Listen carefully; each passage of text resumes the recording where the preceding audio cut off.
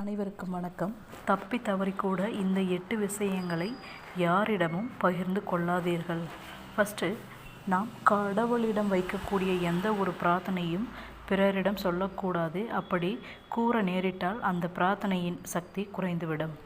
வீட்டில் நடைபெறும் சுப காரியங்கள் முடிவாகும் வரை மற்றவரிடம் பகிரக்கூடாது.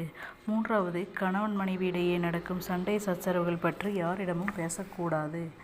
4வது பார்த்திங்கன்னா, நாம் ஒருவருக்கு செய்யக்கூடிய எந்த ஒரு உதவியும் மற்றவரிடம் பகிரக்கூடாது. 5வது பார்த்திங்கன்னா, வீடுகளில் நிலம் மற்றும் தங்கம் வாங்க வேண்டும் என்று முடிவெடுக்கும் பொழுது அதை வாங்கும் வரை எவரிடமும் அதை பற்றி பேசக்கூடாது.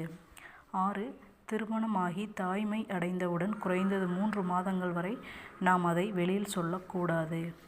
7வது பார்த்திங்கன்னா, அதே போல் நம்முடைய வருமானம் எவ்வளவு என்று யாரிடமும் அதை பற்றி கூறக்கூடாது. 8வது பார்த்திங்கன்னா, நாம் செய்கின்ற வேலை மற்றும் வியாபாரத்தில் இருக்கக்கூடிய எந்த ஒரு ஏற்ற இறக்கங்களையும் பிறரிடம் அதை பற்றி கூறவே கூடாது. இந்த 8 விஷயங்களை உங்களுடைய வாழ்வில் யாரிடமும் நீங்கள் பகிராதீங்க. அது உங்களுக்கு கெட்டதாகவே முடியும். நன்றி.